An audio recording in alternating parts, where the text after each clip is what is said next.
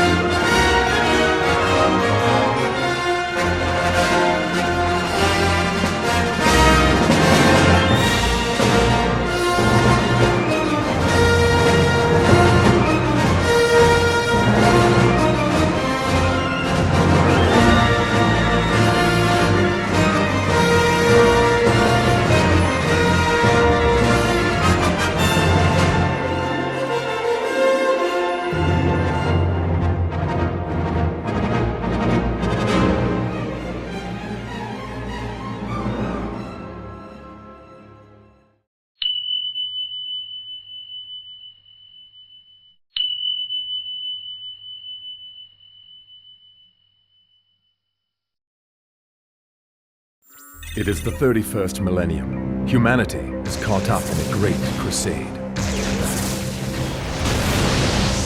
The Emperor strikes out from ancient terror, reaching across the stars to bring the scattered human colonies under one glorious banner. He is accompanied on this stellar conquest by thousands of superhuman space marines. To lead such legions, he creates the Primarchs, the greatest of all warriors. His most trusted son, Horus, is given the title War Master and tasked to continue the Great Crusade. Todo inicia cuando en la luna de Davin Horus se agarra a machetazos con el gobernador de este mundo, Eugen Tenga, quien había mutado en una cosa horrible gracias a los poderes de Nurgle. Horus lo estaba matando ya que se había declarado rebelde, y poco antes de eso los recién renombrados hijos de Horus se habían enfrentado a unos zombies en la luna. Además, el hijo de puta de Eugen Tenga mató a Berulan Moy, capitán de la 19ª compañía de la Legión, y que había acompañado a Horus a abordar el naufragio en el que estaba Eugen. En fin, Horus ganó pero recibió una herida en el hombro por una espada maldita sacada de una civilización humana que los hijos de Horus tuvieron que masacrar por un malentendido, una herida que prácticamente hace que se vaya de este mundo, siendo llevado de vuelta a la espíritu vengativo por sus marines. En el, digamos, funeral que le estaban haciendo a su señor, los tripulantes mortales de la espíritu vengativo estuvieron obstruyendo el paso, y pues qué rabia que te anden obstruyendo mientras quieres salvar a un semidios que a la vez es tu papá. Fue por eso que los hijos de Horus masacraron a la multitud y lo llevaron ante el apotecario Badón, pero oh sorpresa. No valió la pena. Pues entonces aparece la rata asquerosa de Erebus, primer capellán de una legión de nombre los portadores de la palabra, y dice, hey, yo puedo salvarlo, y todos van en chinga a llevar a un templo que literalmente se llama Templo de la Logía de la Serpiente. Muchos se oponen, pero al final se hace una votación en la Logía Guerrera, donde el hijo de puta de Horus Aximan tuvo la opción de negarse y evitar que Horus fuese llevado. Pero aceptó llevarlo. Aunque bueno, de todas formas se lo iban a llevar. Allí los sacerdotes le hacen un ritual bien satánico donde Erebus se mete disfrazado de Astur Sejanus, un marine de los lobos lunares que murió en 63-19 y que era muy amado por Horus, y Posse le muestra una visión del imperio destrozado, con solo 9 de los 18 primarcas siendo recordados y volviéndose una parodia de sus verdaderos yo. Soy malo. En ti soy malo. Magnus aparece y le dice, no hermano, eso es falso y de paso le arranca el disfraz de Erebus. Pero como la trama tenía que avanzar y la saga se llamaba La herejía de Horus, el calvo pues decide rebelarse. Magnus intentó advertirle al emperador con un mensaje psíquico, pero no lo hizo tanto de buena fe, sino también para demostrar que los poderes psíquicos eran útiles. Así pues, Horus inició su complot. Primero conquistó la llamada tecnocracia uretiana junto a Angron y sus devoradores de mundos, que creo, y repito, creo, que fue el primer primarca en seguirlo a su rebelión aparte del Orgar y los portadores de la palabra. Ah, disculpen pero se me olvidó decir que todo esto fue orquestado por Lorgar, Erebus y el primer capitán Corfaeron. En fin, tras conquistar la pacífica tecnocracia, decir que ellos planearon asesinarlo cuando no era así, matar al comandante del ejército imperial Héctor Barbarus por andar denunciando la masacre de los tripulantes humanos en la espíritu vengativo y enviar al archimagos Regulus para que sedujera al fabricador general Kelnoral de unirse a la rebelión dándole, digámoslo de una manera, planos de armamento robado de la tecnocracia uretiana. Así, Horus siguió maquinando. Los hijos de Horus recibieron la visita de Fulgrim, acompañado por el Lord Comandante Eidolon, Saul Tarvitz, Lucius y el apotecario Fabius. Cabe aclarar que Garbiel Loken y Tarik Torgadon, 2 capitanes de alto rango de los hijos de Horus, le habían dado al apotecario Evadon la espada maldita de Eugen. En esta reunión Lucius y Garbiel tendrían un duelo, siendo que Loken había ganado en un duelo anterior. En este duelo Lucius saldría ganador, demostrando que era, por mucho, un mejor duelista de Loken. En fin, cuando Fulgrim se fue, Vadon les informó que Fabius se había llevado la espada maldita. Después de convencer a Mortarion, primarca de la Guardia de la Muerte, unirse a su rebelión, Horus sabía que tenía que hacer lo mismo que Lorgar hizo varios años atrás. Acabar con los leales dentro de sus filas. Poco antes de este macabro plan, la Legión de los Hijos del Emperador fue enviada a purgar la estación orbital profunda de ES-109, en el sistema Callinedes, de una infestación orca. Gran parte de los elementos de la Legión estuvieron presentes, siendo que en medio de aquella batalla el capitán Solomon Demeter, de la segunda compañía, no fue apoyado por los capitanes Julius Caesoron y Marius Bairosean, de la primera y tercera compañía respectivamente, como lo dictaba el plan de batalla. Demeter sería superado en número por los orcos, aunque sería rescatado por Lucius y Saul Tarvitz. El Lord Comandante Vespasian, uno de los elegidos de Fulgrim, sospechaba que algo mal estaba pasando con la Legión. No le habían permitido reunirse en varias reuniones, presumiblemente estas reuniones eran parte del complot de los traidores, y Vespasian era demasiado leal como para traicionar al emperador. Tras observar que la segunda compañía de Solomon Demeter había sido abandonada intencionadamente, Vespasian supo que tenía que actuar. Aprovechando la oportunidad, Vespasian confrontó a Fulgrim en sus aposentos por la creciente podredumbre y decadencia de los ideales que fundaron su legión. Para su horror, Vespasian descubrió demasiado tarde la influencia del caos sobre su primarca. Fue entonces cuando Fulgrim asesinó a Vespasian apuñalándolo en el cuello con el anátame, la espada maldita que hirió a Orm, y que Fabius tomó de los aposentos de Vadon con la autorización del Señor de la Guerra. Viendo el lado positivo, Vespasian no apreciaría el horror que estaba a punto de suceder.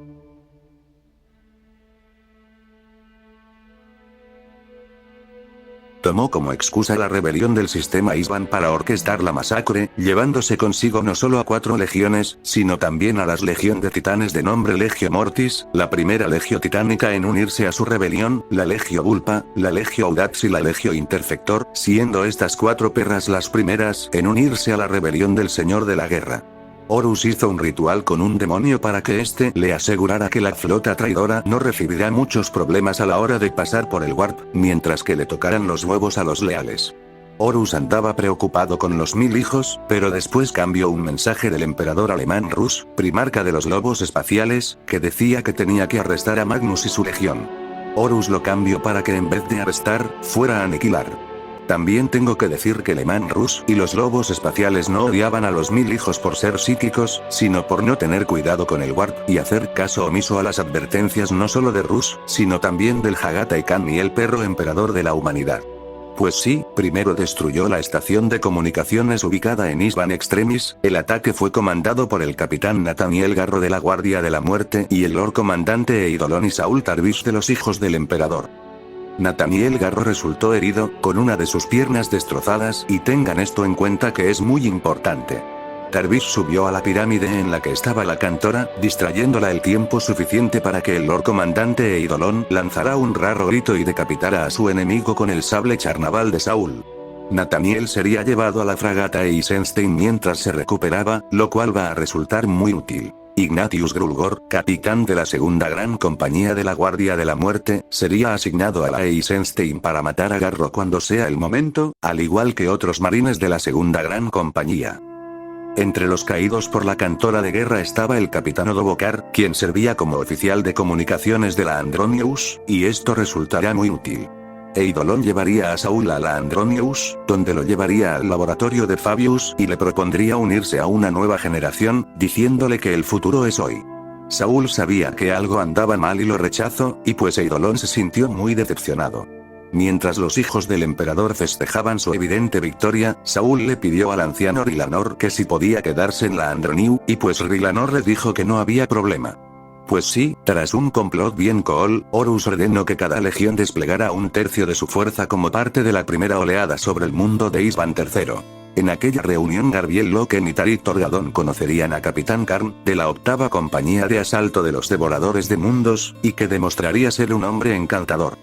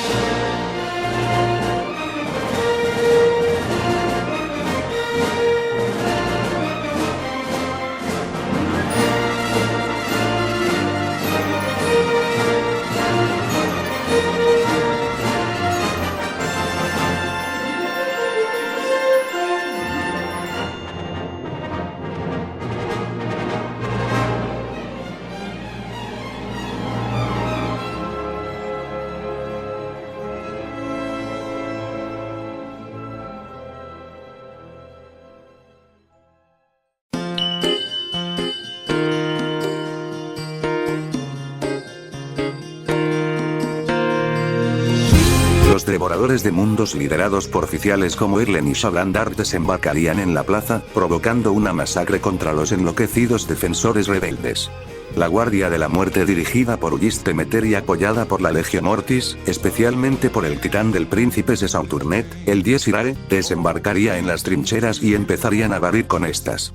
Los hijos del emperador dirigidos por Solomon Demeter, Rilanor y Lucius atacarían el palacio, enfrentándose a los guardias personales de Bardus Praal, el gobernador planetario de Isban III. Los hijos de Horus serían enviados a conquistar el Bastión de las Sirenas, un complejo cuya estructura era tan peligrosa que desembarcar con cápsulas de desembarco iba a ser riesgoso, pero el señor de la guerra ordenó que se desplegaran con esa clase de vehículos, con la excusa de que el daño psicológico contra los defensores sería considerable.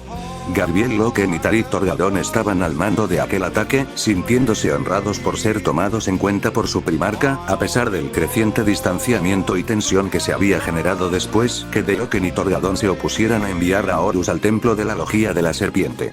La logística era terrible, pues el señor de la guerra había sido muy específico a la hora de lanzar el ataque. Había escogido escuadra por escuadra, en vez de compañía por compañía o batallón por batallón.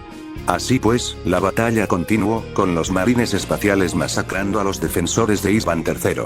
Las comunicaciones con la órbita serían cortadas de manera repentina, confundiendo aún más a los marines espaciales sobre la superficie.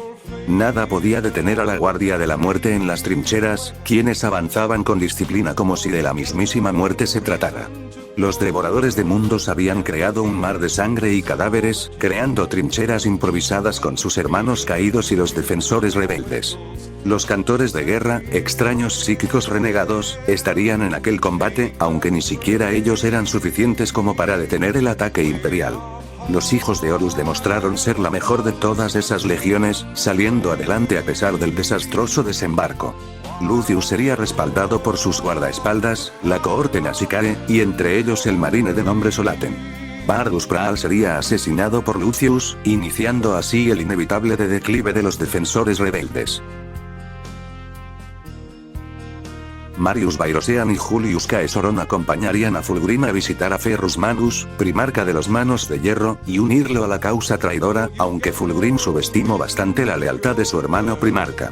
Manus estallaría en una rabia incalculable, enfrentándose a Fulgrim pero siendo noqueado este último. Fulgrim pudo haber matado a su hermano, pero no tuvo el valor suficiente, pues a pesar de todo, lo amaba. Mientras escapaba del puño de hierro, la nave de Ferrus Manus, Fulgrim y su guardia Fénix asesinarían a varios Morlocks, unidades de élite de la Legión, hiriendo al capitán Gabriel Santar. Saul Tarvitz, infiltrado en la flota traidora, vería como los cañones de la Andronius eran cargados con bombas con el virus devorador de vida. Entonces, Tarvitz supo que algo andaba mal.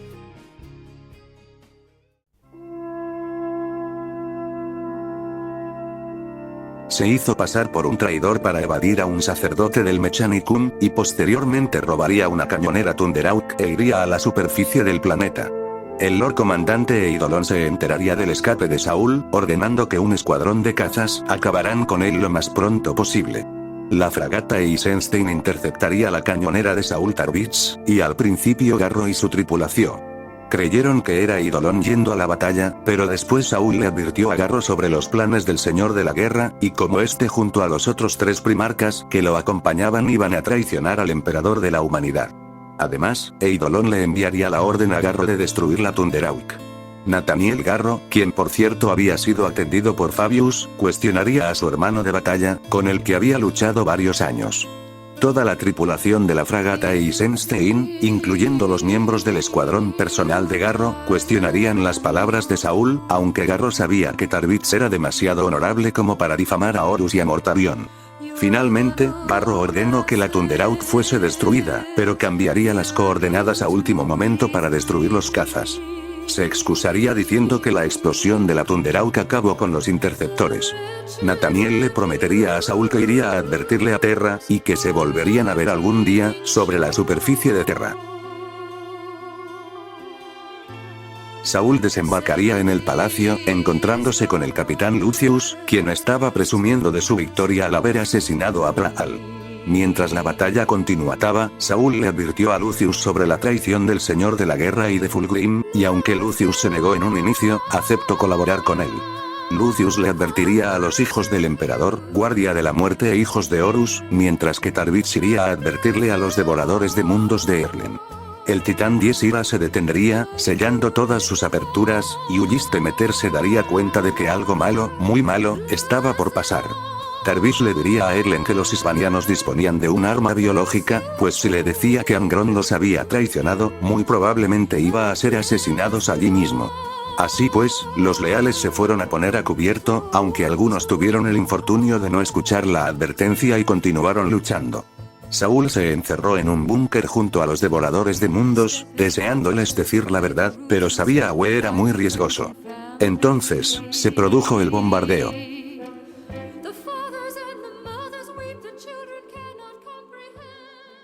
But the seeds of treachery sown by agents of chaos do not take long to flower. En route to the Isvan system, Horus and 3 of his brother Primarchs reveal a terrible secret. Selecting space marines still loyal to the Emperor, Horus sends them to eradicate a rebellion on Isvan 3. He then unleashes a devastating orbital bombardment. The War Master's treachery is revealed. But all is not lost. Captain Saul Tarvitz of the Emperor's Children discovered and warned the loyalist Space Marines of the impending bombardment. Miles de bombas con el virus devorador de vida cayeron sobre la superficie del planeta, acabando con la vida de cualquiera que estuviese allí. La carne se pudrió al instante, la materia orgánica fue consumida hasta los átomos. Los marines espaciales no pudieron resistir aquello, cayendo de rodillas mientras gritaban, pero esos gritos no duraron demasiado, pues pronto sus gargantas fueron consumidas por el virus. Los hijos de Horus que lograron resguardarse a tiempo escucharon con horror cómo sus hermanos morían de la forma más cruel imaginable. Los cantores de guerra también fueron consumidos por el virus, muy pocos pudieron salvarse sin estar dentro de un búnker, entre ellos el Dreadnought Rylanor, cuyo sarcófago estaba tan blindado que lo hacía inmune al virus. Ulliste Meter y el Dreadnought Desprecio Huronfal, de la segunda gran compañía, esperaron a que todos los guardias de la muerte se pusieran a salvo en los búnkeres, pero no lograron entrar, siendo consumidos lentamente por el virus. Como un último acto de desafío, el Dreadnought sobrecargó su reactor, provocando una explosión que acabó con ambos.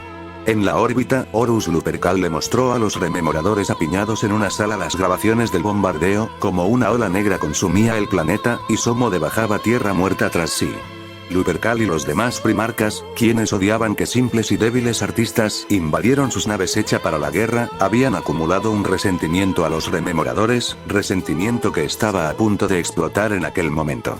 Entonces, los hijos de Horus levantaron sus armas, y masacraron a los rememoradores, aunque solo 3 lograron salvarse. Euphrate Killer, la santa del culto imperial secreto en la nave, la rememoradora Mersadie Oliton y el iterador Kirill Sinderman, esto gracias a que Yatton Cruce, capitán de la tercera compañía de los hijos de Horus, y que se discutía entre su lealtad a Horus o al emperador, intervendría para salvarlos, iniciando así su escape del espíritu vengativo.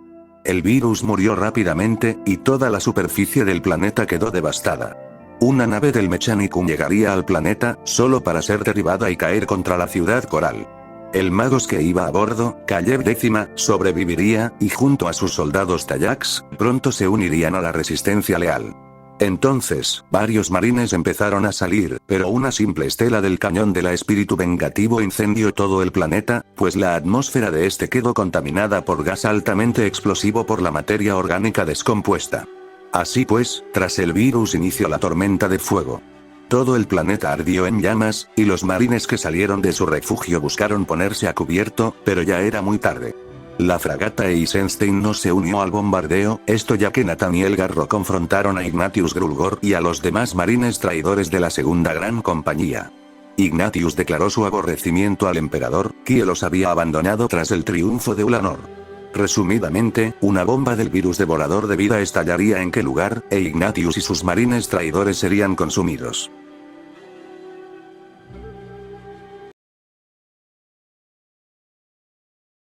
Survival enrages the Primarch Angron. He leads his bloodthirsty legion to the surface, forcing Horus into the first battle of a war that will tear mankind apart. The heresy has begun.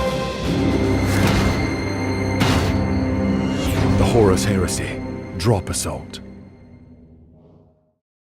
Tras salir del búnker, Erlen le cuestionó a Saul el bombardeo, y Tarvis finalmente le diría que fue la flota en la órbita. El Titán 10 Ira se activaría una vez más, viendo a los marines sobrevivieron de la Guardia de la Muerte reposiciones en las trincheras. El Princeps Saturnet ordenó que abrieran fuego, pero el Moderati Titus Caesar, leal al emperador y seguidor del culto al dios emperador, lo confrontaría, cuestionando del por qué estaba traicionando al emperador, a lo que Turnet contestó que era porque el emperador los había abandonado, y el señor de la guerra les prometía un mejor futuro. Ambos tendrían un duelo en el que Turnet escaparía. Jonah Aruken, otro Modetar y amigo de Titus, intentó detenerlo. Caesar le pidió a su amigo que lo ayudase, pues tenían que tomar el control del titán emperador y ayudar a los leales. La flota escalaría la superficie de Isban III, revelando que muchos marines habían sobrevivido. Entonces, antes que de la flota pudiera lanzar un segundo bombardeo, Angron con 50 compañías de los devoradores de mundos se lanzaron al combate, esto con la intención de acabar con sus hijos sobrevivientes. Las Thunderhawks llegarían a la posición del capitán Erlen, quien le diría a Tarvitz que debía retirarse, pero este último no quiso. Cuando Angron salió al combate, Saúl entendió el por qué le habían dicho que se retirara, yéndose lo más rápido que pudo del combate. Los devoradores de mundos de Erlen serían masacrados por Angron y sus traidores, aunque no sin antes causar enormes bajas entre los traidores. Jonah Aruken apuntó su pistola contra Titus Cassar, diciéndole que su sueño era ser el príncipe de su propio titán, y no iba a dejar que las acciones de Cassar se lo impidieran. Entristecido por la traición de su mejor amigo, Titus Cassar sería asesinado de un disparo. Tarvis logró escapar de aquella matanza, llegando al palacio y poniéndose en contacto con Lucius, diciéndole que debían prepararse e iniciar la construcción de las defensas, pero Lucius lo desafiaría, cuestionándolo por actuar como si fuera el líder, aunque al final acataría. Garbiel Loken y Tarik Torgadon junto a los hijos de Horus leales supervivientes, se darían cuenta que nunca fueron hijos de Horus, siempre fueron lobos lunares, y nada iba a cambiar aquel hecho. Volvieron a los colores de su antigua legión, quitándose cualquier iconografía que los aparentara con los traidores. Malogurst el retorcido, palafrenero de Horus y un ávido político, se pondría en contacto con la fragata Eisenstein, y Garro tuvo que mentir sobre el por qué Ignatius Grulgor no estaba. Garro informó que la fragata Eisenstein había sufrido graves daños en los motores, y siguiendo los dictámenes del protocolo estándar, debía alejarse de la flota para que, en el caso de que explotara, no causara grandes daños. Gritan Thorn y varios hijos del emperador fueron asignados a la nave Sunstone, una nave que llevaba consigo al representante imperial Mortecher. Los hijos del emperador revelaron sus lealtades, intentando matar a Mortecher pero siendo detenidos por los soldados humanos en la nave. El enfrentamiento terminó con la destrucción de la Sunstone, y la muerte de Gritan Thorn y los demás hijos del emperador en ella. El capitán Macer Barren, de la 12ª compañía de los devoradores de mundos, escaparía del sistema Isban junto a los hijos del emperador del capitán Rakatio a bordo de la nave de Herlain.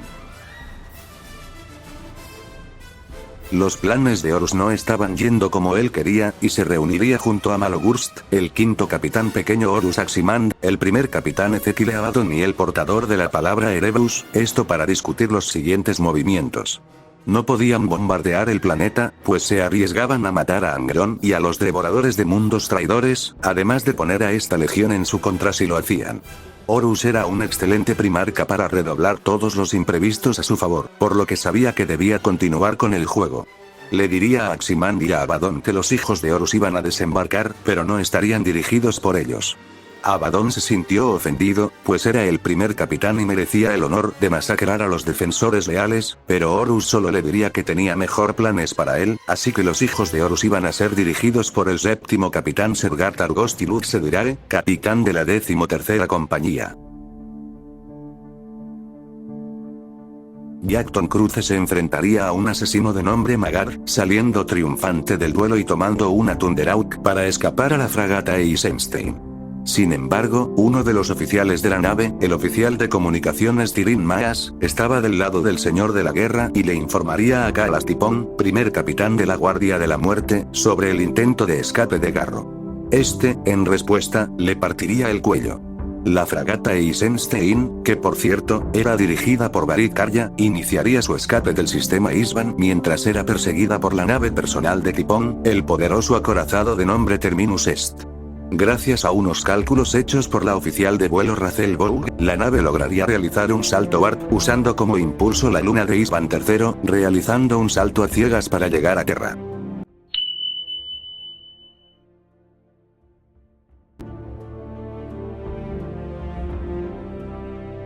El Lord Comandante Eidolon sería el siguiente en aterrizar, esto como castigo por haber dejado escapar a Saul Tarvis.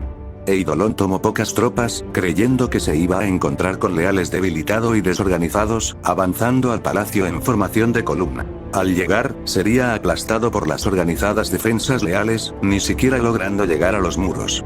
Así, inició la resistencia leal. Mortarion y Dural Rask comandarían a varios guardias de la muerte para desembarcar en las trincheras para erradicar a los elementos leales de su legión. Los leales en el palacio resistieron continuos asaltos del Lord Comandante Eidolon y del indisciplinado Angron y sus devoradores de mundos, acabando con cientos de marines traidores a pesar de tener todo en su contra. El bombardeo había producido una gruesa capa de nubes que dificultaba la visión de los Auspex y cualquier tipo de sistema, lo que debilitó enormemente la logística traidora, además de que impidió a los titanes intervenir prematuramente en el combate, limitándose a apoyar a Mortarion y a Dural Rask en las trincheras. Los devoradores de mundos eran los más numerosos entre los leales, pero muchos de ellos se habían dividido por toda la ciudad coral, lanzando ataques relámpago contra los traidores antes de caer a manos de un enemigo más disciplinado. Una de estas bandas era la del capitán de la 11ª compañía de los devoradores de mundos, Shabran Dar. El equipo de mando del Lord Comandante Eidolon estaba conformado por el sargento Narwokin, el capitán de la 18ª compañía Charmosian, el centurión Azael Conenos y el Dreadnought Saracos. La resistencia leal demostró ser más que eficaz, barriendo cada intento de asalto de los traidores. Los capitanes Garbiel Loken y Tarik Torgadon demostraron ser uno de los mejores comandantes de su ex legión, resistiendo con sencillez los múltiples ataques de los devoradores de mundos. Una legendaria figura haría acto de presencia en la resistencia leal, y no era nada más y nada menos que el Dreadnought Rylanor, elevando la moral de los leales y castigando a los traidores. Varias veces se creería que Rylanor había caído, pero varias veces más se levantaría y acabaría con los traidores que habían rechazado al emperador y traicionado a sus hermanos tan cobardemente. Solomon Demeter, gravemente herido por la tormenta de fuego, sería encontrado por los leales y se pondría en recuperación, perdiéndose gran parte de la organización de los leales, y cuando se recuperó, el capitán Saul Tarvis le ofrecería el mando a Demeter, pero este decidiría rechazarlo amablemente, pues Saul había demostrado ser mejor líder que él. Por cada ataque que Eidolon lanzaba, las defensas leales se veían reforzadas por vehículos y toda clase de armamento que era dejado atrás por los traidores cada vez que lograban ser rechazados. Las bajas leales eran graves, pero la de los traidores eran aún peores, prácticamente nunca iban a poderse recuperar de aquella batalla. En aquella matanza varias figuras traidoras se destacarían, como Narwokin, quien acabaría con a menos 20 leales destacables. En algún momento de la batalla, Azael Coneno sería herido en la garganta en uno de los ataques, dejándolo mudo. Malogurst el retorcido le informaría a Horus sobre el escape de Yatton Cruceu 3 rememoradores en una Thunderhawk, haciendo enojar a Horus. Mientras Saul se ganaba el respeto de no solo leales, sino también de traidores, Lucius sentía que la envidia lo consumía. La cohorte Nasikare, sus guardaespaldas, le tenían más respeto a Tarvitz que al propio Lucius, incluyendo el hermano Solaten. Las nubes empezaban a desaparecer, y pronto los traidores iban a lograr desembarcar toda su fuerza. Los ataques de Mortarion y Dural Rask habían debilitado enormemente a los leales de la Guardia de la Muerte, aunque el propio Mortarion resultaría gravemente herido, mientras que Dural Rask sería asesinado por el teniente Chrysos Morturag y su equipo de Guardias de la Muerte. Los leales se estaban quedando sin armamento y sin munición, aunque las bajas traidoras no dejaban de ser catastróficas.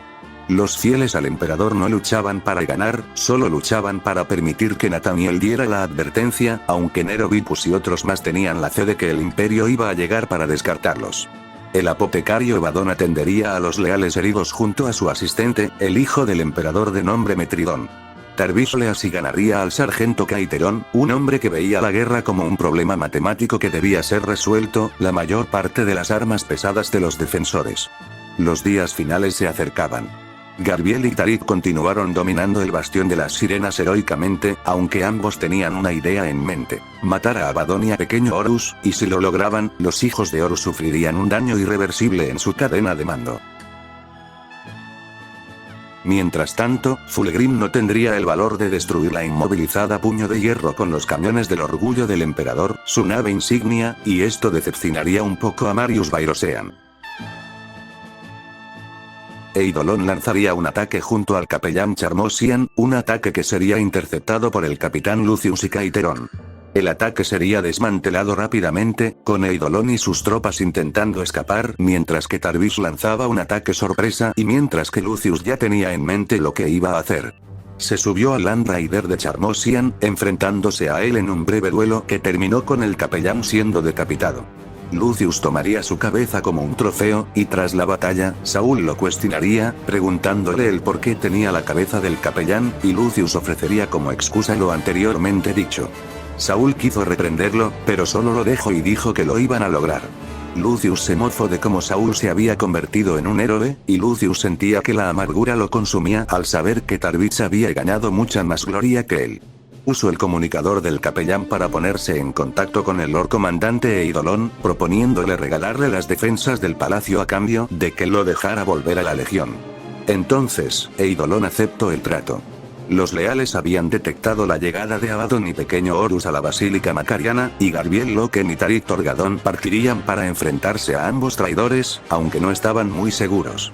Nero Vitus, que era sargento de la escuadra táctica Locasta y amigo de Loken, le dijo a Garbiel que quería acompañarlo, además de que la legión lo necesitaba, y aquellas palabras le pesaron bastante a Loken, pues le recordó que estaba al mando de cientos de hombres, y si fallaba y moría en su intento de destruir a Abaddon y a Pequeño Horus, nadie podía aparecer para liderarlos.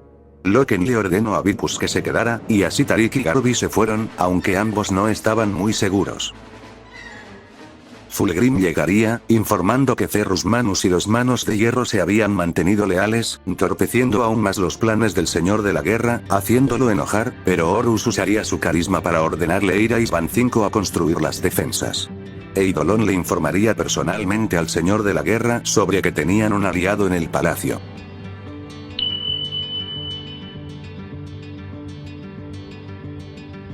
Mientras tanto, el capitán Lucius acabaría con la vida de 30 marines espaciales que defendían la entrada del sector oriental del palacio, y entre las bajas estaría el sargento Kaiteron.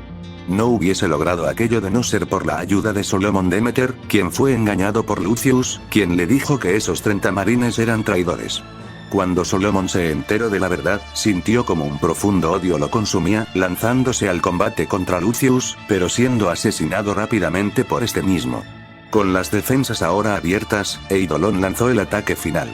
El apotecario Abaddon junto a Metridón atendían a Casto, un marine de los hijos de Horus. Entonces, una voz le dijo que lo dejara así, pues de esa manera lo iba a poder matar más rápido. Abaddon sintió que estaban perdidos.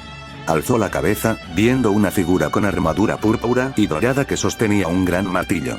Abaddon le preguntó que quién era, y el marine contestó que era su muerte, asesinándolo de un solo golpe con su martillo. Varios hijos del emperador entraron en tromba a la estancia, masacrando a los marines espaciales heridos, que esperaban ser atendidos por los apotecarios. Saúl, Tarbis y Solaten intentaron reorganizar las defensas, con Tarbis yendo a buscar a Lucius mientras Solaten tomaba a un grupo de hijos del emperador para seguirlo, y los lobos lunares se quedaban a resistir. Los leales estaban confundidos, pues no se explicaban cómo carajos los traidores habían logrado entrar y masacrar a sus hermanos tan fácilmente, pero no importaba, pues debían rechazarlos. Al mismo tiempo, Tarik Torgadon y Garbiel estaban en medio del avance traidor de los devoradores de mundos liderados por el propio Angron, e hijos de Horus comandados por Luxedirae y Sergar Targost, quienes avanzaban para deshacerse de la resistencia leal. Garbiel Loken se enfrentaría al capitán Karn, con Loken lamentándose por la bestia enloquecida que se había vuelto Karn. Al final, Karn sería empalado por Landrider de los hijos de Horus que se acercaba al palacio. Mortarion y la Guardia de la Muerte Traidora habían destruido por completo la resistencia en las trincheras, obligando a los leales a dispersarse. El titán Diesira junto a otros titanes más, se acercaban al Palacio Imperial para sumarse al ataque. Tarbis encontraría al propio Lucius, enterándose de que este se había vuelto contra el emperador. Ambos se enfrentaron en un duelo que Lucius dominó por completo, pero Tarbis se lanzó contra él para darle puñetazos en el suelo, neutralizándolo lo suficiente como para que cuando Solaten y sus hombres llegaron, lo balancearan y le obligaran a retirarse. Al mismo tiempo, los Justaerin lanzaban un asalto contra el Bastión de las Sirenas, acabando en menos de una hora con la resistencia de los lobos lunares. Garbiel y Tarik finalmente llegaron a la Basílica Macariana, enfrentándose a Abaddon y a Pequeño Horus en un brutal duelo entre hermanos, un duelo que terminaría con Tarik siendo decapitado por la espada de Aximand, llorar por todo, y antes de que Loken fuese asesinado, el titán Diesira pasaría por aquel lugar, causando un derrumbe y sepultando a Loken. Solaten y Tarbis lograron rechazar el ataque de Eidolon, pero ya era demasiado tarde. La resistencia había sido terriblemente debilitada. 10.000 marines espaciales rodeaban el palacio, y Vitpues le informaría a Tarbis la llegada del Diesira, y Saúl le diría que no le hiciera nada, pues no iban a poder hacer demasiado. Saturnet dio la orden de disparar sus potentes armas contra los leales, acelerando aún más su inevitable final, y devastando la resistencia más de lo que ya estaba. Chrysos Moturgi se uniría a Caleb X y a los devoradores de mundos de Shablandar, resistiendo varios días antes de ser atacados por un ataque en conjunto de la Guardia de la Muerte e Hijos de Horus. La resistencia de Moturgi y sus hombres lograron llevarse consigo a varios marines y vehículos traidores, pero al final, serían aplastados. El último ataque traidor nunca se produjo, pues los traidores se empezaron a retirar. Horus, Aximand y Abaddon salieron de los escombros, y el primero lloró por lo que había sucedido, pues seguía amando a sus hermanos, sin importar sus lealtades. Angron fue sacado del planeta por Mortarion y Fulgrim, mientras que Eidolon apenas era tolerado. Horus estaba frustrado por las bajas catastróficas, y no quería seguir desperdiciando recursos en aquella batalla, además de que sabía que la advertencia de la Eisenstein había llegado, y 7 legiones se acercaban junto a 20.000 puños imperiales. Tenía que realizar la segunda fase de su plan, Isban 5. Nero creía que Loken y Tarik lo habían logrado, y Saúl lo dejó vivir con esa mentira. Los últimos 100 leales se agruparon en el palacio. Solaten le preguntó a Tarvitz que si todo había valido la pena, y este respondió que sí, al mismo tiempo que iniciaba el bombardeo final. Los leales no se pusieron a cubierto, pues ya no tenía sentido. La batalla en Isban III había terminado. Mientras los hijos del emperador se preparaban para la llegada de la retribución imperial, celebrarían un concierto en la Orgullo del Emperador, concierto que se tornaría en un festival de lujuria y la decadencia más pura, con el capitán Marius Bairosean percatándose de que aquellos instrumentos podían funcionar como armas, y así nacieron los Cacoponi.